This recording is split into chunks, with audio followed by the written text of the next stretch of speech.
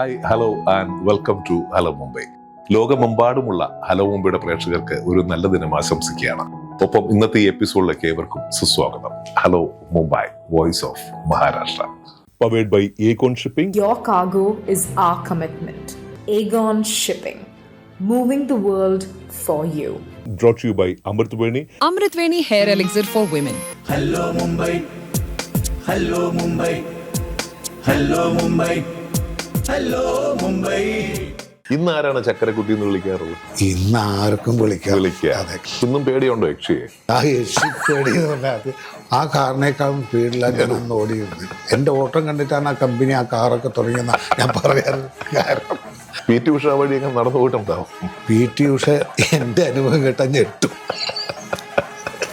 പൊട്ടാൻ ഏറ്റവും കൂടുതൽ ഇഷ്ടം ഞാൻ അറിഞ്ഞൊരു ക്ഷേത്രം കണ്ണൂർ തന്നെ ഉണ്ടല്ലോ. അന്നോ ഇന്നോ? അന്നും ഇന്നും. അത് നിങ്ങളുടെ ചോദ്യം എന്നെ ഒന്ന് കൊടുക്കാൻ വേണ്ടിയിട്ട്. കെട്ടാൻ പോകുന്ന പെണ്ണ് തോക്കണമെന്ന് പ്രാർത്ഥിച്ച ലോകത്തിലെ ഏക വ്യക്തി താങ്കളായിരിക്കും. അതായിരിക്കും. അതിനാവും പത്മശ്രീ തന്നിട്ടുണ്ടാവോ എനിക്കറിയില്ല കേട്ടോ. അത് സത്യമാണ്. പോളണ്ടിലൊരു പെണ്ണെ കെട്ടിപ്പിടിച്ചൊരു കഥ. അവൾ എന്നെ കെട്ടിപ്പിടിച്ചു. ഇന്ന് ഞങ്ങൾക്കൊരു വിശിഷ്ട അതിഥിയുണ്ട്. കേരളത്തിന്റെ താളത്തെ ലോകവേദിയിൽ എത്തിച്ച ചെണ്ടയുടെ ഇതിഹാസം. ഒരു അത്ഭുത പ്രതിഭയാണ്. മറ്റാരുമല്ല, നമ്മുടെ സ്വന്തം മട്ടന്നൂർ ശങ്കരൻകുട്ടിമാല.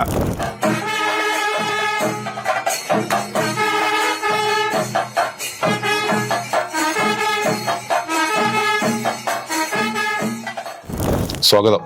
നമസ്കാരം. നമ്മുടെ സ്വന്തം ബോംബെയിലേക്ക്. ഈ ബോംബെയില് കുറെ വർഷങ്ങളായിട്ട് അല്ലെ ബോംബെയിൽ വന്നു പോകുന്ന ഒരാളാണ്. ശിഷ്യർ എത്ര പേരുണ്ടാവും ബോംബെയിൽ? ബോംബെയിൽ ശിഷ്യന്മാരായിട്ട് അധികം ആളില്ല.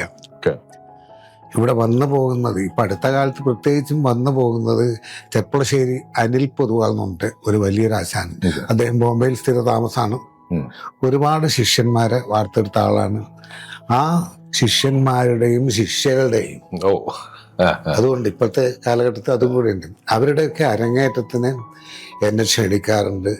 അതിനു വേണ്ടിയിട്ടാണ് ഞാൻ ഇപ്പോഴും ബോംബെയിൽ വന്നതും. ഓക്കെ, വളരെ നിങ്ങൾക്കൊക്കെ വളരെ എന്താ പറയാ, ഭയങ്കര സന്തോഷമാണ് താങ്കളെ പോലുള്ള ആൾക്കാരൊക്കെ വരിക, കാണുക, കേൾക്കുക എന്നൊക്കെ പറയുന്നത്. കാരണം ഈ പണമുള്ളവരെക്കാളും ഏറ്റവും വലിയ പണമുള്ളവരാണ് നിങ്ങൾ, മേളപ്രമാണിമാരാണ്. അപ്പം നമുക്ക് ചോദിക്കാം, ഞാൻ കേട്ടത് മട്ടന്നൂരിലാണ് അല്ലെ ജീവിതം തുടങ്ങിയതല്ല. മട്ടന്നൂർ മഹാദേവ ക്ഷേത്രത്തിൽ നിന്നാണ് എല്ലാത്തിലും തുടക്കം. അമ്മൂമ്മയുടെ കയ്യും പിടിച്ച് ക്ഷേത്രത്തിൽ പോയ ഒരു കാലം അല്ലെ, കാലൊക്കെ ഓർക്കാറുണ്ട്. പൂജ കൊട്ടാൻ പോയ കാലം. അവസാനം സ്കൂളിൽ സമയത്ത് എത്താതെ ബാലൻ മാഷ് വഴക്ക് പറഞ്ഞ സമയം. പക്ഷെ സംഗീതം പഠിച്ചിട്ടുണ്ടല്ലോ, ക്ലാസിക്കൽ മ്യൂസിക് ഒരു 5-ാം വയസ്സിൽ അല്ലെ? പാട്ട് പാടും? പാട്ട് പാടാറുണ്ട്. പക്ഷെ പാടണമെങ്കിൽ എനിക്ക് ശ്രുതിപ്പെട്ടി, അക്കമ്പനിമെന്റ് പലതും വേണമെന്നുള്ള രീതിയിലാണ് ഇപ്പോഴും പാടാറുള്ളൂ. വെറുതെ അങ്ങോട്ട് പാടാൻ അങ്ങനെ വയ്യല്ലോ. രണ്ടുപേരും പഠിച്ചല്ലേ ക്ലാസ്സിൽ?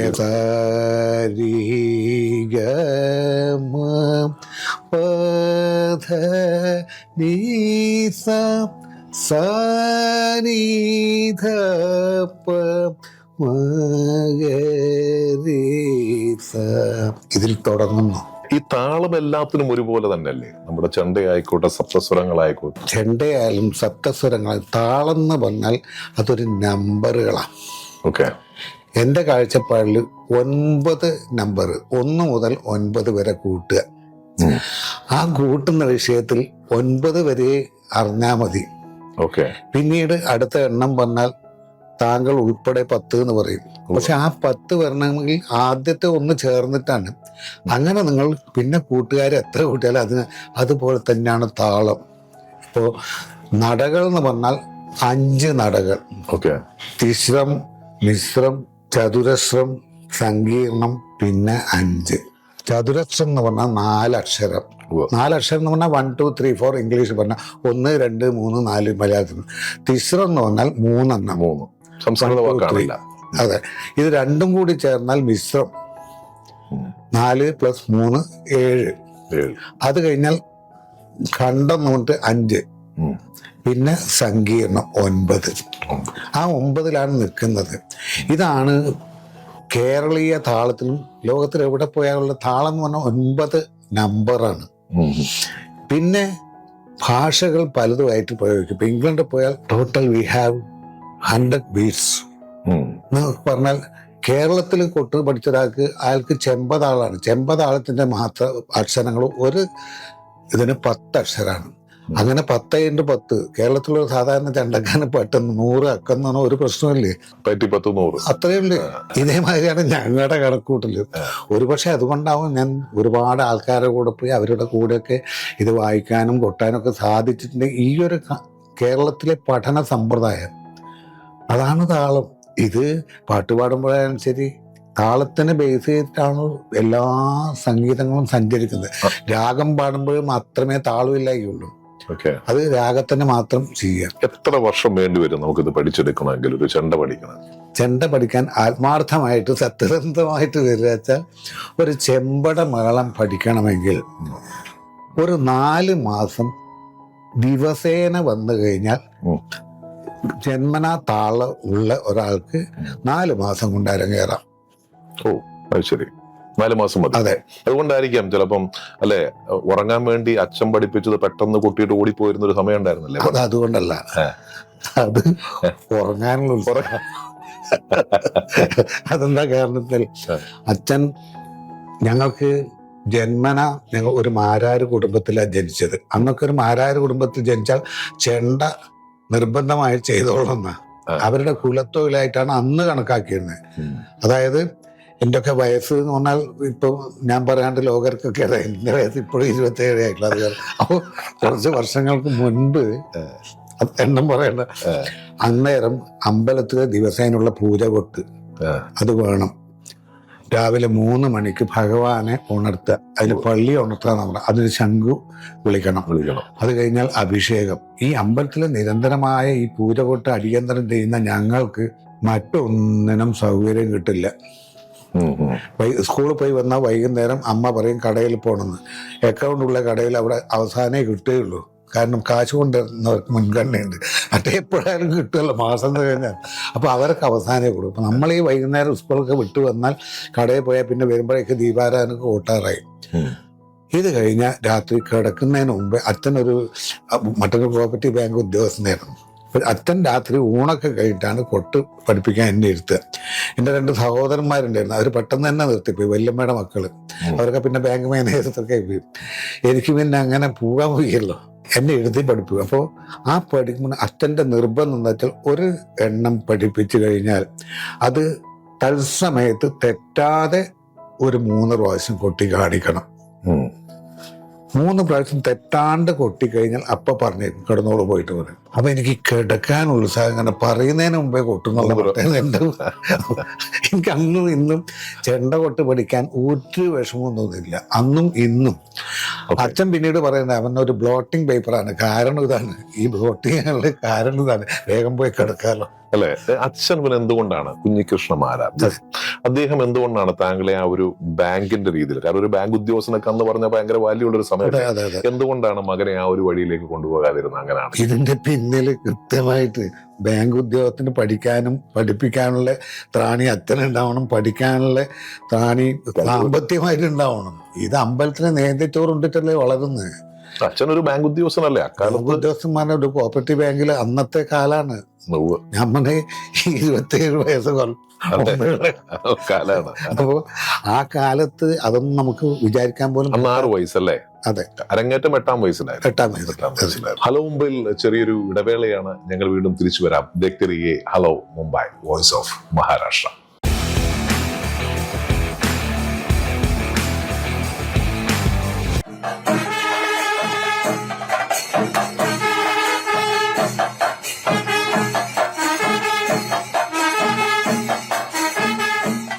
പക്ഷെ ഇത് മട്ടന്നൂര് വേണ്ട എന്നൊരു മനസ്സിൽ ഭയങ്കര ഒരു ധാരണയൊക്കെ വന്നു. എങ്ങനെയും മട്ടന്നൂരിൽ നിന്ന് മുങ്ങിയാൽ മതി എന്നൊരു ധാരണ ഉണ്ടായിരുന്നു. കാരണം ഈ മനുഷ്യൻ ആവശ്യമുള്ള ഒന്നും ചെയ്യാൻ പറ്റാത്ത അവസ്ഥയാണ്. 1000 കുട്ടിയാണെങ്കിലും ചെയ്യുന്ന വിഷയമൊക്കെ കേമായിട്ടുള്ളതാണ്. അമ്പലത്തിലേക്ക് കൃത്യമായ അടിയന്തരം, കൃത്യമായിട്ട് കടയിൽ പോവാൻ പറ്റിയില്ല വെച്ചാൽ അമ്മയുടെ കൃത്യമായിട്ടുള്ള താരാട്ട് കിട്ടും. അത് കഴിഞ്ഞാൽ പിന്നെ ബാലൻ മാഷിന്റെ കിട്ടും. അത് സ്കൂളിൽ പോയാൽ അന്ന് ഞാൻ 7ാം ക്ലാസ് വരെ ഞാൻ മട്ടന്നൂർ പഠിച്ചിട്ടുള്ളൂ. 6ാം ക്ലാസ്സിന് 7ാം ക്ലാസ് പാസ്സായ ഉടനെയാണ് 7ാം ക്ലാസ്സിൽ ക്ലാസ് തുടങ്ങുന്ന സമയത്താണ് ഞാൻ പാലക്കാട് ജില്ലയിൽ പോയി കഥകളി ചെണ്ട. അപ്പോൾ 7ാം ക്ലാസ്സിലെ ക്ലാസ് ടീച്ചർ ബാലൻ മാഷ. രാവിലെ എന്തായാലും 10:30 മണിയാവും സ്കൂളിലെത്താൻ. കാരണം അമ്പലത്തിലെ പൂജയും ശിവേലിയും കഴിഞ്ഞിട്ടേ പോകാൻ പറ്റുള്ളൂ. പോയാൽ പുറത്ത് നിർത്തും. അദ്ദേഹം ദൂരെ നിന്ന് ക്ലാസ്സിന് എന്നെ കാണും, പുറത്തുനിന്ന് അവിടെ നിർത്തും. ഞാനിങ്ങനെ ഇപ്പൊ വിളിക്കും അങ്ങനെയാണല്ലോ അത്. വരും, ചെന്നു. പോയി കഴിഞ്ഞാൽ എല്ലാവരും മുമ്പൊന്ന് കണ്ടില്ലേ ഈ വിദ്വാൻ ഉള്ള ആൾക്ക് എല്ലാവരും. അപ്പൊ എനിക്കാച്ചാൽ അന്ന് സൗന്ദര്യം ആസ്വദിക്കാൻ ഭയങ്കര താല്പര്യമായിരുന്നു. അപ്പൊ നല്ല നല്ല പെൺകുട്ടികൾ എൻ്റെ കൂടെ അന്ന് പഠിച്ചിരുന്നു. അപ്പൊ ഇവരെ മുമ്പിലൊക്കെ വെച്ചിട്ട് ഞാനിങ്ങനെ എന്നും അപ്പൊ അവരെ മുമ്പിൽ വെച്ച് ഞാൻ മാത്രം.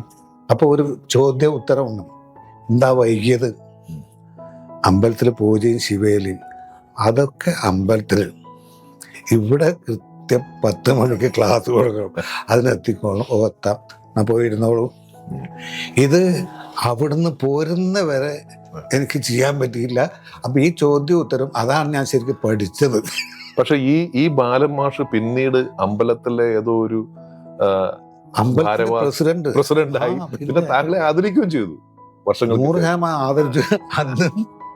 അന്ന് എന്നോട് അദ്ദേഹം പറഞ്ഞു, അമ്പലത്തിലെ കാര്യം കൃത്യമായിരുന്നു, സ്കൂളും കോളേജൊക്കെ വേറെ, ഇങ്ങനൊരു കാലം ഉണ്ടായിരുന്നു.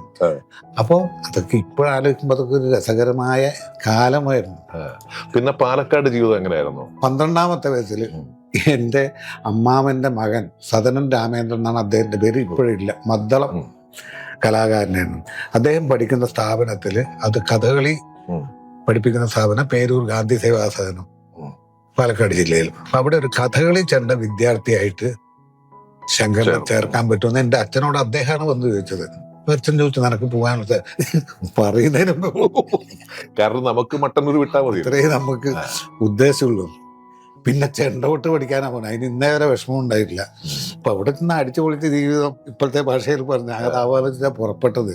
ഇവിടെ വന്ന് നോക്കുമ്പോൾ രാവിലെ 3 മണിക്ക് തുടങ്ങണം. പോരാത്ത് എന്നെ അത്യാവശ്യം എഴുതാനും വായിക്കാനും മലയാളമെങ്കിലും അറിയട്ടുള്ളതുകൊണ്ട് അവിടെ സ്കൂളിൽ പഠിക്കാനുള്ള സൗകര്യം ഉണ്ടായിരുന്നു. ഒരേ മാനേജ്മെന്റിന്റെ കീഴിലാണ്. കെ കുമാരൻ എന്ന് പറഞ്ഞ ഒരു ഗാന്ധിയൻ, അദ്ദേഹമായിരുന്നു ആ സ്ഥാപനത്തിന്റെ സെക്രട്ടറി. അപ്പൊ എന്നെ സ്കൂളും ചേർത്തു 7ാം ക്ലാസ്സിൽ.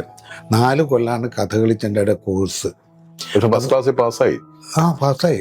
7, 8, 9, 10 അത് അവിടുന്ന് പാസ്സാവുകയും ചെയ്തു. കൊട്ടിൻ്റെ സർട്ടിഫിക്കറ്റും കിട്ടി. അങ്ങനെയാണ് അവിടുത്തെ.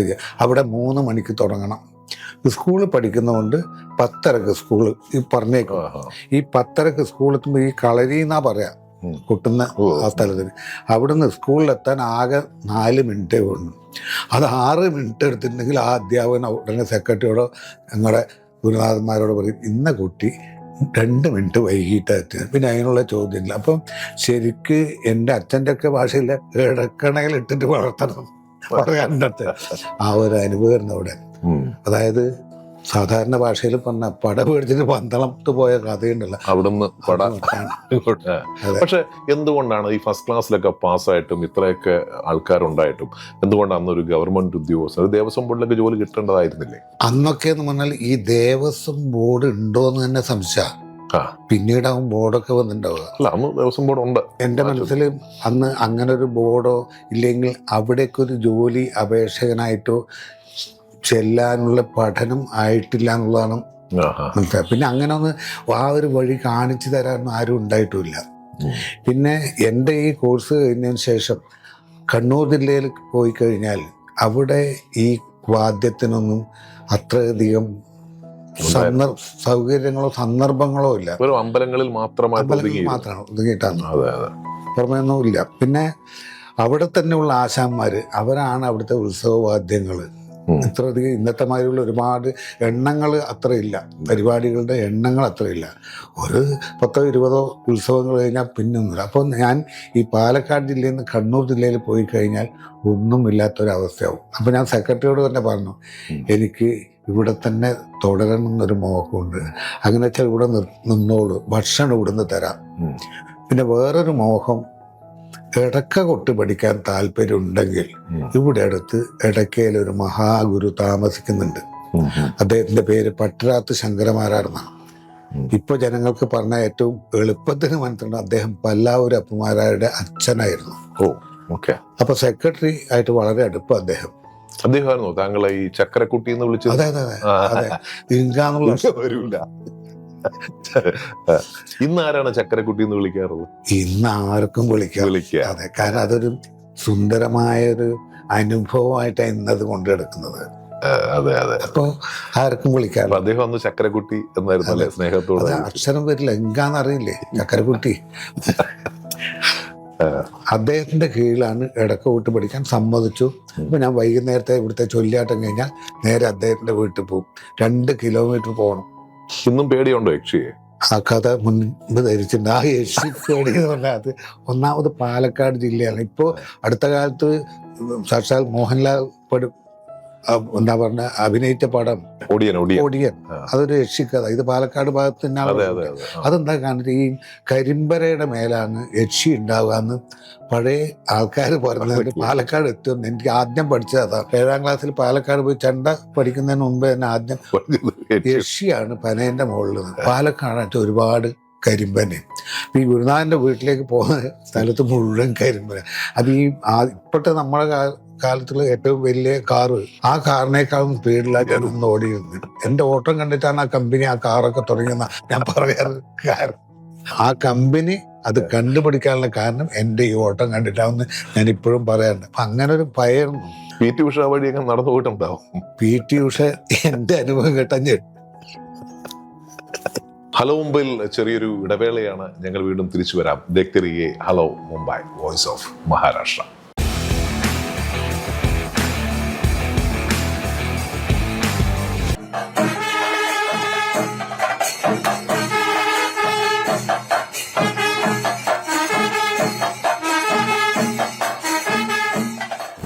ഇപ്പൊ പേടിയുണ്ടോ യക്ഷിയെ? ഇല്ല, അതൊക്കെ ആ ഒരു കാലത്ത്. ഇപ്പത്തൊന്നും അങ്ങനെ പേടിക്കണ്ട. കാരണം ലോകം മുഴുവൻ ഈ ഭയം ഉണ്ടാക്കുന്ന വിഷയം എൻ്റെ ഒരു കാഴ്ചപ്പാടിൽ ഇരുട്ടാണ്. വെളിച്ചം വന്നു കഴിഞ്ഞാൽ പിന്നെ ഒരു രക്ഷയിലൊന്നുമില്ലേ. അപ്പൊ ആ കാലം മാറി. അന്നൊക്കെ ഇലക്ട്രിസിറ്റി പോലും കഷ്ടിയായിട്ടുള്ള കാലമാണ്. സ്ട്രീറ്റ് ലൈറ്റ് ഒന്നും ഇല്ല. അങ്ങനെ എങ്ങനെ ഒരു സന്ധ്യ വൈകുന്നേരം അവിടെ എത്തിപ്പെട്ട്. എത്ര വർഷം എടുത്തു ഇവിടെ പഠിക്കാൻ? പിന്നീട് അവിടെ 2 വർഷം എടുത്തപ്പോഴാണ് അവിടെ നിന്നാണ് എൻ്റെ ഒരു ജീവിത യാത്രയുടെ ഒരു നല്ല തുടക്കം. അവിടെ മുതൽ വീണ്ടും. പക്ഷെ എന്നാൽ ഈ കൊട്ടാൻ ഏറ്റവും കൂടുതൽ ഇഷ്ടം ഞാൻ അറിഞ്ഞൊരു ക്ഷേത്രം കണ്ണൂർ തന്നെ ഉണ്ടല്ലോ. അന്നോ ഇന്നോ? അന്നും ഇന്നും അല്ല, അന്ന് കൂടുതൽ. അന്ന് അവിടെ പോയി കണ്ടമാനം കൊട്ടുമായിരുന്നു. ആ കൊട്ടിന്റെ പ്രത്യേക താളം ഉണ്ടായിരുന്നു, ശ്രുതി ഉണ്ടായിരുന്നു. അത് നിങ്ങളുടെ ചോദ്യം എന്നെ കൊടുക്കാൻ വേണ്ടിയിട്ട്. ആത്മാർത്ഥമായിട്ട് സത്യസന്ധമായിട്ട് പറഞ്ഞാൽ അന്നും ഏറ്റവും ഇഷ്ടമുള്ള ഒരമ്പലം കണ്ണൂരല്ല, ഇപ്പോഴും മലപ്പുറം ജില്ലയിലെ തൃക്കണ്ടിയൂർ ശിവക്ഷേത്രം. താനൂർ എന്ന് പറഞ്ഞ സ്ഥലം എവിടെയാണ്? താനൂർ അതിന്റെ തൊട്ടാണ്. പക്ഷെ അവിടെ കൊട്ടാൻ നേരത്ത് ഒരു താളത്തിനൊരു പ്രത്യേകത ഉണ്ടല്ലോ. അതൊരു ജീവിത താളായിട്ട് നാളെ മാറിയേക്കോ തോന്നല് വന്നു. ഈ തൃക്കണ്ടിയൂർ ക്ഷേത്രത്തിലാണ് പോയത്. ഈ ക്ഷേത്രത്തിൽ പോയി പ്രാർത്ഥിക്കുമോ? പ്രാർത്ഥിച്ചതെല്ലാം ഫലിച്ചിട്ടുണ്ടല്ലോ. പ്രാർത്ഥന എന്ന് പറഞ്ഞാല് കെട്ടാൻ പോകുന്ന പെണ്ണ് തോക്കണമെന്ന് പ്രാർത്ഥിച്ച ലോകത്തിലെ ഏക വ്യക്തി താങ്കളായിരിക്കും. അതായിരിക്കും. അതിനാവും വലിമർശി തന്നിട്ടുണ്ടാവും എനിക്കറിയില്ല കേട്ടോ. അത് സത്യമാണ്. അത് പിന്നീട് ഭാര്യ അറിഞ്ഞു. 100% അറിഞ്ഞു. സത്യസന്ധമായിട്ടുള്ള ജീവിതം അന്നും ഇന്നും ഉള്ളൂ. ഭാര്യയോട് അതാ നമ്മൾ അതിന്റെ തുടക്കം തന്നെ ഒരു 1/2 മിനിറ്റ് കൊണ്ട് ഞാൻ പറഞ്ഞു തൃക്കണ്ടിയൂർ ശിവക്ഷേത്രത്തിൽ കൊട്ടാൻ പോകും. അവിടുത്തെ അടിയന്തരക്കാരും ആരാർക്ക് എന്നോട് ഭയങ്കര ഇഷ്ടമാണ്. എനിക്കന്ന് 14 വയസ്സായിരുന്നു. സദനത്തിൽ പഠിക്കാൻ തുടങ്ങി 2ാമത്തെ കൊല്ലം മുതൽ അവിടെ അതുണ്ടാകാൻ അവിടെയുള്ളൊരു അധ്യാപകനായിരുന്നു, മദ്ദർ അധ്യാപകൻ സദൻ ശ്രീധര. അപ്പൊ അദ്ദേഹത്തിന്റെ നാട്ടിൽ എന്നെ കൊണ്ടുപോയി. അപ്പൊ അവിടുത്തെ അടിയന്തരക്കാരന്മാരായിരുന്നു തൃക്കണ്ടിയൂർ നാരായണമാരായിരുന്നു. അദ്ദേഹത്തിന് എന്നെ വളരെ ഇഷ്ടം. അപ്പൊ എന്നോട് നീ അഗ്രശാലയിൽ അവിടെ ഒന്നും കിടക്കണ്ട, എൻ്റെ വീട്ടിൽ കിടന്നോളൂ. അപ്പൊ അദ്ദേഹത്തിന്റെ ഭാര്യയും അവർക്ക് മക്കളില്ല. അപ്പൊ അവിടെ കിടന്നു. പിന്നെ കണ്ടാൽ നല്ല സൗന്ദര്യമുള്ള കുട്ടി, നന്നായിട്ട് കൊട്ടുന്നൊക്കെ അദ്ദേഹം പറയുന്നത് ഞാൻ കേട്ടിട്ടുണ്ട്. എന്നെ കുറിച്ച് പൊക്കി പറയായിരുന്നു. സത്യം അത് തന്നെ. അത് അപ്പൊ അവിടെ താമസായി. അപ്പൊ ഇപ്പോഴെന്റെ സഹധർമ്മിണിയായിട്ടുള്ള അവളുടെ അമ്മയുടെ അമ്മാവനും കൂടിയാണ് ഇദ്ദേഹം. അപ്പോൾ ഉത്സവം കാണാൻ ഒരു ദിവസം ഇവരൊക്കെ വരും. അന്ന് ആ കുട്ടി 6ാം ക്ലാസ് 7ാം ക്ലാസ്സിൽ പഠിക്കുക. അപ്പൊ അവിടുത്തെ ഇദ്ദേഹത്തിന്റെ ഭാര്യ പറഞ്ഞു ഈ കുട്ടീനെ ശങ്കരൻകുട്ടിക്ക് കല്യാണം കഴിച്ചു കൊടുക്കണം. ഞാനതൊന്നും കണക്കാക്കിയില്ല. കൊട്ട് വിഷയം അടുത്ത കൊല്ലം പറഞ്ഞു. അങ്ങനെ ഈ കുട്ടി 8ാം ക്ലാസ്സിലായപ്പോൾ ഒരു എന്തായാലും അത് തന്നെ വേണം. അപ്പൊ എനിക്കും ചെറിയൊരു കമ്പം തുടങ്ങി. എന്താ കാരണത്താൽ ഈ കുട്ടിയുടെ അച്ഛനമ്മയും സ്കൂൾ മാഷന്മാരാ. നമ്മള് സാധാ കൂട്ടായിട്ട് അഥവാ കയ്യിൽ കാശൊന്നും ഇല്ലെങ്കിൽ അച്ഛനമ്മയും നോക്കിക്കോളും. കെട്ടാൻ അങ്ങനെ അങ്ങനെ 8ാം ക്ലാസ്സിലാകുമ്പോൾ ഏകദേശം അവർ തീരുമാനിച്ചു. അപ്പൊ എൻ്റെ തരക്കേടൊന്നുമില്ല. എൻ്റെ മനസ്സിൽ കാര്യം ഇതാണ്, 9ാം ക്ലാസ്സിലായി. അപ്പൊ അവരെ ഏകദേശം ഒന്നും കൂടി ഉറപ്പിച്ച മട്ടായി. 10ാം ക്ലാസ്സിലായപ്പോ ഞാൻ പറഞ്ഞു ഇവരെ ഏകദേശം തീരുമാനിച്ചു. എൻ്റെ മനസ്സിൽ ഏകദേശമൊക്കെ വന്നു. പക്ഷെ ഒരൊറ്റ പ്രാർത്ഥന വേണം. അതെന്താ കാരണം വെച്ചാൽ ഇവള് 10ാം ക്ലാസ് ജയിച്ചു കഴിഞ്ഞാൽ എനിക്ക് കിട്ടില്ല. അപ്പോൾ ഞാൻ ഇത്രയും വർഷപ്പെട്ട് കൊട്ടിയത് മഹാദേവ ഇവള് 10ാം ക്ലാസ് തോറ്റു പോകണമെന്ന് പ്രാർത്ഥിച്ച ഒരാളാണ് ഞാൻ. എന്റെ പ്രാർത്ഥന സത്യസന്ധമായതുകൊണ്ട് ഭഗവാൻ കേൾക്കേണ്ടത് കൃത്യമായിട്ട് തോറ്റു. പിറ്റേത്തെ കൊല്ലം കല്യാണാണേ. പക്ഷെ പുള്ളിക്കാരി കല്യാണം കഴിച്ചൊരു ഉടമ്പടി വഴിയാണ്. ഉടമ്പടി വന്നു. അപ്പൊ ഞങ്ങള് ബോംബെക്കാരെല്ലാം കൂടെ ചേർന്നേ ഒരു പശുവിനെ മേടിച്ചു തന്നാ വളർത്തു. എന്റെ ഭാര്യ സമ്മതിച്ചാ വളർത്തു, അല്ലെങ്കിൽ ഇന്നും വളർത്തില്ല. കാരണം ഈ വെള്ളിനയിൽ പോയ സ്ഥലത്ത് തുടങ്ങുന്ന കല്യാണം കഴിക്കുന്നതിന് മുമ്പ് തന്നെ അവള് ഒരു ദീർഘദൃഷ്ടി ഉണ്ടെന്ന് എനിക്ക് മനസ്സിലായ പിന്നീടാണ്. അന്ന് പറഞ്ഞു നമുക്കത് ഈ കമ്പം മൂത്തിട്ട് എന്തിനും സമ്മതിക്കാൻ, അങ്ങനെ ഒരു കാലം അന്ന്. ഞാൻ വരുന്ന സ്ഥലത്ത് കൃത്യമായിട്ട് പശുവിനെ വളർത്താൻ പാടില്ല. ആദ്യം പറഞ്ഞതല്ല, ഞാനുള്ള സ്ഥലത്ത് മത്സ്യമാംസാദികൾ കൊണ്ടുവന്നിട്ടോ ഉണ്ടാക്കിയിട്ടോ കഴിക്കാൻ പാടില്ല. 100% സമ്മതിച്ചു. അടുത്ത ഇതാണിത്, ഞാനുള്ള സ്ഥലത്ത് പശുവിനെ വളർത്തും. അപ്പൊ ഇത് രണ്ടും കൂടി എന്താ എനിക്ക് മനസ്സിലായി സത്യം പറഞ്ഞാൽ. നമ്മൾ അതിന്റെ പശുവിനെ വളർത്താൻ ഈ നിങ്ങളൊക്കെ ഈ കൊട്ടുകാരൊക്കെയാണല്ലോ, കൊല്ലത്തിന് 365 ദിവസം 364 ദിവസം കൊട്ടായിട്ട് പോകും. പശു ഉണ്ടെങ്കിൽ അന്നത്തെ ദിവസം 65ാമത്തെ ദിവസം എവിടെയെങ്കിലും വായിച്ചാൽ പശു ഉണ്ടെങ്കിൽ അതും പറ്റൂല. അതുകൊണ്ട് ഈ 2 കാര്യം ഞാൻ ഇന്നും കൊണ്ടു നടക്കുന്നുണ്ട്. തെറ്റിച്ചിട്ടില്ല, 1% പോലും തെറ്റിട്ടില്ല. അപ്പൊ നമ്മളെന്നൊക്കെയാലും ഒരു പശുവിനെ മേടിച്ചാൽ ചെറിയ പ്ലാനിങ്ങിലാണ്. എന്നെ നാട്ടിൽ നിന്ന് ഓടിക്കണം എന്ന് വല്ല വിഷയം തോന്നാറ്റ് മേടിച്ചാൽ അല്ല, എല്ലാ കാര്യങ്ങളും ഭാര്യയോട് പോയി പറയും ഇല്ല.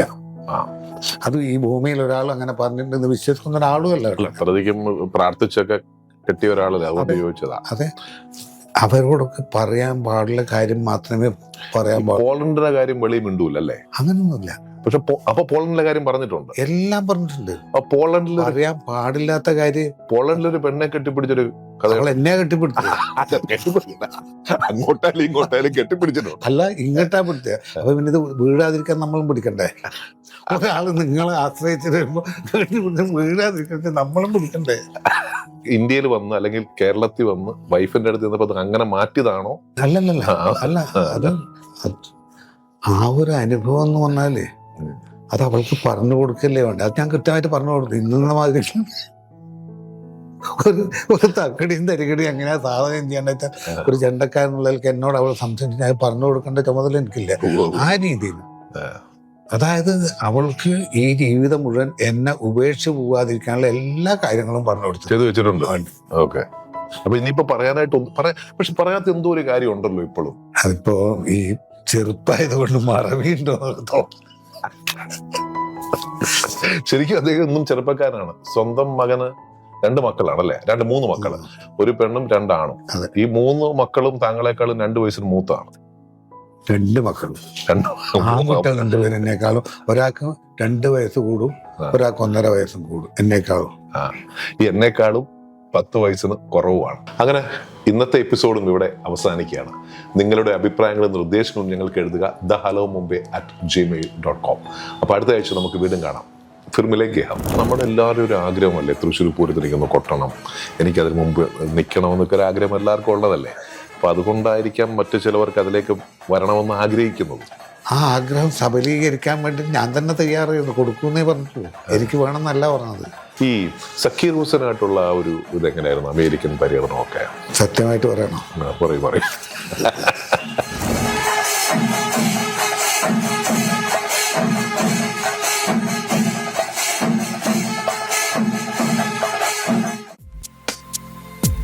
Hello Mumbai, hello Mumbai, hello Mumbai, hello Mumbai.